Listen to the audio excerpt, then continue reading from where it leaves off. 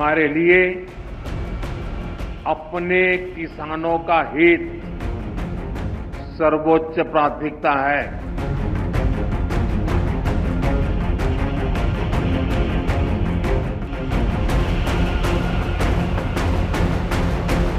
व्यक्तिगत रूप से मुझे बहुत बड़ी कीमत चुकानी पड़ेगी, लेकिन मैं इसके लिए तैयार हूं।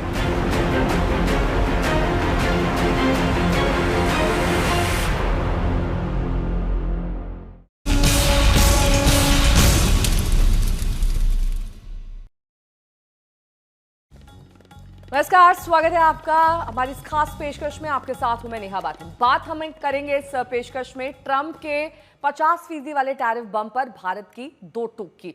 आज इशारों में प्रधानमंत्री ने भी साफ कर दिया, चाहे कोई भी कीमत चुकानी पड़े, देश हित सर्वोपरि होगा। सवाल यह है कि अमेरिका के टैरिफ से भारत को कितना नुकसान पहुंचेगा। क्या ये आपदा नए अवसर के रास्ते खोलेगी, या भारत में अब लोकल फॉर वोकल का नारा और ज्यादा बुलंद होगा।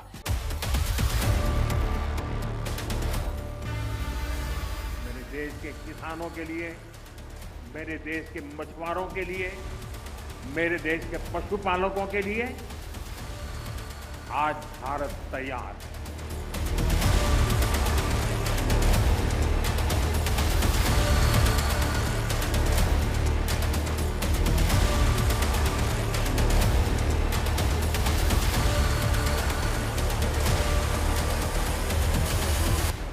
ट्रंप की दादागिरी नहीं चलेगी। सबसे बड़ा लोकतंत्र धमकी के आगे नहीं झुकेगा। कम से कम 140 करोड़ आबादी वाला देश तो हरगिज नहीं दबेगा।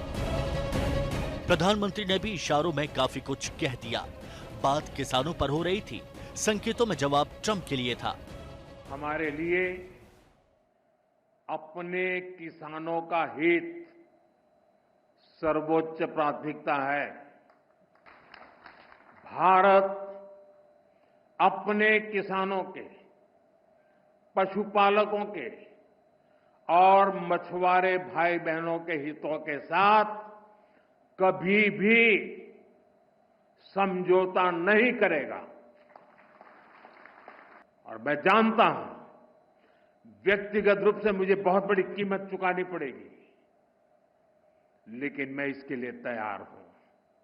मेरे देश के किसानों के लिए, मेरे देश के मछुआरों के लिए, मेरे देश के पशुपालकों के लिए आज भारत तैयार है। मोदी के मंत्री ने तो वो सब सुना दिया जो सरकार कूटनीतिक दायरे में खुलकर बोलने से बच रही है।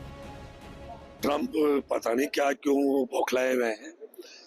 प्रधानमंत्री मोदी जी को मैं कह रहा हूं, ट्रंप को पता लग जाएगा कि मोदी जी क्या कितने एक दृढ़ निश्चय वाले हैं।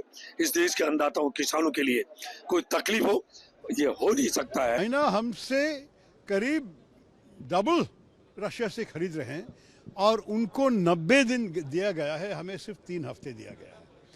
ये सब मैं अगर सोचूं तो इसमें कुछ दूसरा इशारा है, दूसरा कोई संदेश मिल रहे हैं वॉशिंगटन से, जिसके बारे में हमारी सरकार को समझ के जवाब देना चाहिए। अगर ऐसे वो लोग करेंगे तो हम भी अमेरिकन एक्सपोर्ट्स पे 50% की टैरिफ हमारे तरफ से भी लगाना चाहिए।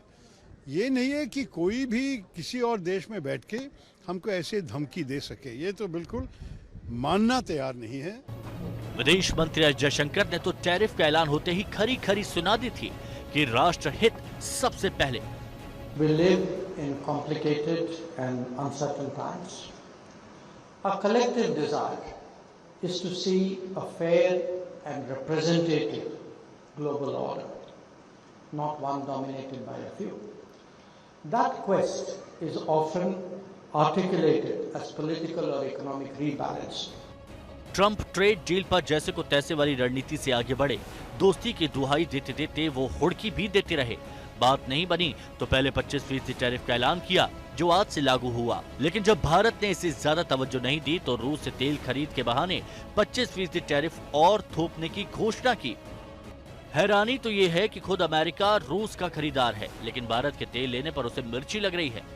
अमेरिका को समझना चाहिए कि भारत किसी की दादागिरी बर्दाश्त नहीं करेगा, न 1971 की जंग में और न ही परमाणु परीक्षण में। आज तक ब्यूरो।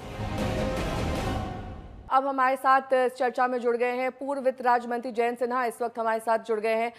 जयंत जी, आपको मेरी अगर आवाज आ रही हो, बहुत बहुत स्वागत आपका आज तक पर। बहुत बार हमने चर्चा की है इस विषय पर, लेकिन इस बार कुछ ऐसा हुआ है ट्रंप द्वारा जो वाकई लोगों को सोचने पर मजबूर कर रहा है, और कई लोग ऐसा कह भी रहे हैं कि आखिर ट्रंप को हो क्या गया है, क्योंकि अब भारतीय अर्थव्यवस्था अपना सुनहरा इतिहास आने वाले वक्त में लिखेगी।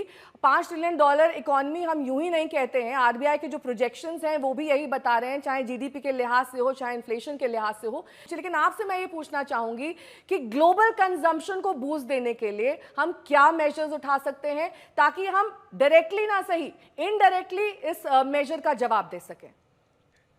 नमस्कार नेहा जी, और बहुत बहुत धन्यवाद आपने ये अवसर दिया है आपसे इस गंभीर विषय पे चर्चा करने के लिए।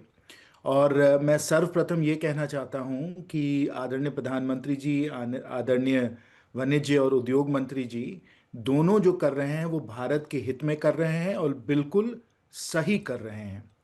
आपको मालूम होगा नेहा जी कि हम लोगों के इतिहास में कई बार ये क्षण आए हैं, चाहे वो हम पोखरण की बात करें या 1971 में जो बांग्लादेश के साथ जो युद्ध हुआ था उसके बारे में बात करें, जब भारत पे काफ़ी दबाव बना था। लेकिन उस समय भी आदरणीय प्रधानमंत्रियों ने, और इस बार भी हमारे आदरणीय प्रधानमंत्री श्री नरेंद्र मोदी जी ने बहुत साहसिक और कुशल नेतृत्व दिखाया है, और भारत के सब जो हित हैं उनकी सुरक्षा की जा रही है। जैसे अभी आपने कहा ही कि हमारी जो अर्थव्यवस्था है इस समय बहुत ही मजबूत है, दुरुस्त है और बड़े तेज़ी से आगे बढ़ रही है। 5 ट्रिलियन क्या, 10-20 ट्रिलियन पे हम लोग अग्रसर हैं और तेज़ी से उसको हम लोग हासिल भी करेंगे। इसलिए जो ये सब जो आज के समय चर्चाएं चल रही हैं, जो विवाद चल रहा है, मुझे लगता है कि जैसे पोखरण के समय या बांग्लादेश के युद्ध के समय हम लोगों ने इनको बहुत सरलता से पार कर दिया, इसी प्रकार ये सब जो बातें हैं इनको भी हम लोग पार कर देंगे। साथ ही जयंत जी, क्योंकि आप इन सब मामलों को बेहतर समझते हैं, कई इंडस्ट्रीज़ हैं, खासतौर पर लेबर इंटेंसिव इंडस्ट्रीज, जो इससे इम्पैक्ट उन पर रहेगा, और जो हम यूएस को निर्यात कर रहे हैं उसमें भी कमी आ सकती है। लेकिन इस बीच ये भी समझना ज़रूरी है कि ये बैलेंस कैसे स्थापित होगा। अगर एक तरफ हम 50% टैरिफ दे रहे हैं तो चीज़ों की कॉस्ट कैसे कंट्रोल में रहेगी। साथ ही प्रधानमंत्री ये चाहते हैं कि किसानों के हितों का ध्यान रखा जाए। 2 ऐसे पर्टिकुलर 3 ऐसे सेक्टर्स हैं जो लेबर इंडस्ट्री है, जिनका इंटेंसिव है, जिनका जिक्र भी प्रधानमंत्री ने किया है, और वो काफ़ी हद तक प्रभावित होंगे, जिसमें जेम्स एंड ज्वेलरी सबसे ज़्यादा उसमें लेबर लगती है।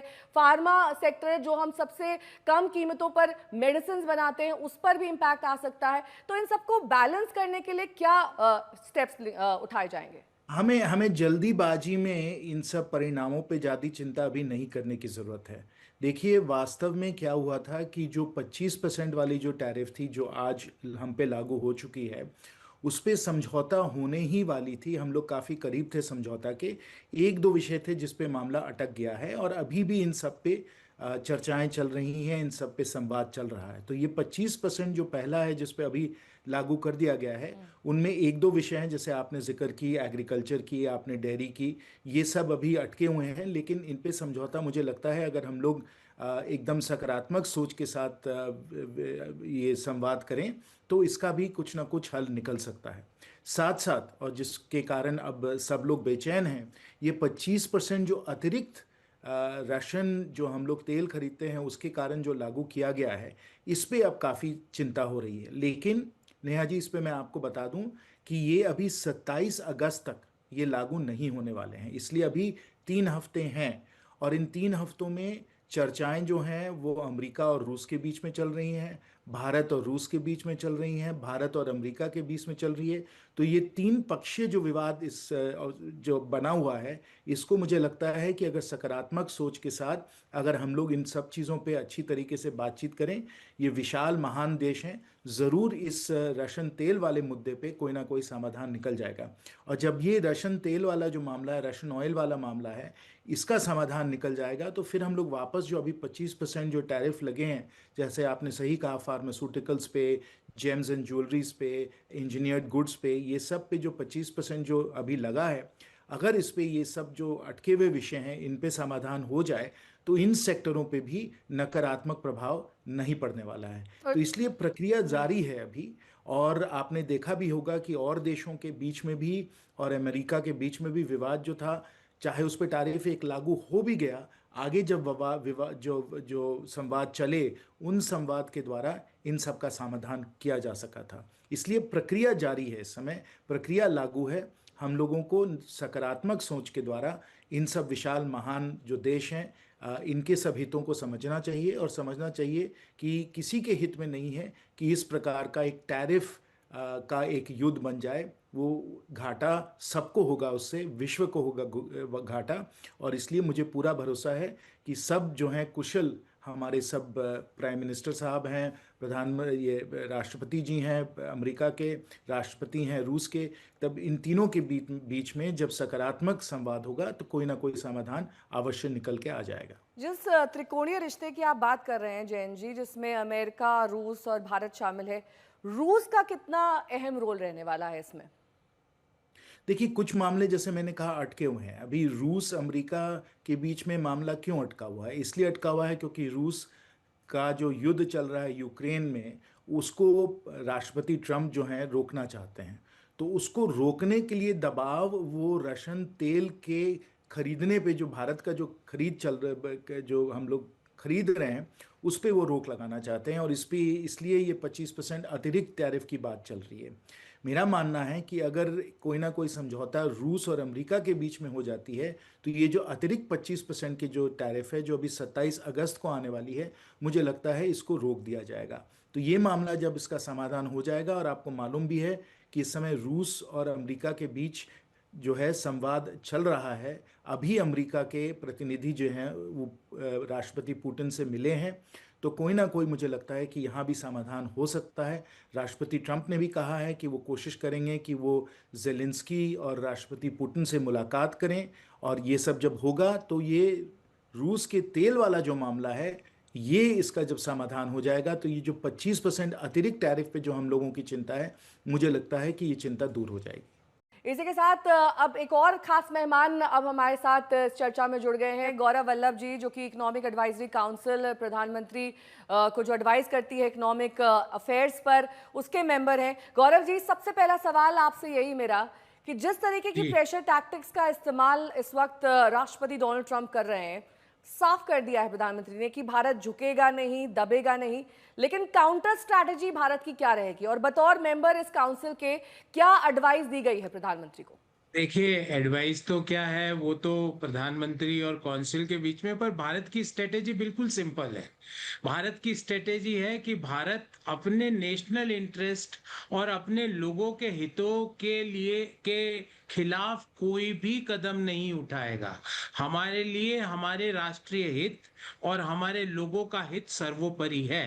और हम अमेरिका के प्रशासन को बोल दिया है कि आप यूरेनियम रशिया से लेते हो, ईवी के लिए प्लेटियम रशिया से लेते हो, फर्टिलाइजर्स का इंपोर्ट रशिया से करते हो, केमिकल्स का इंपोर्ट रशिया से करते हो, और हमें ये कहते हो कि आप रशिया से डील ना करें।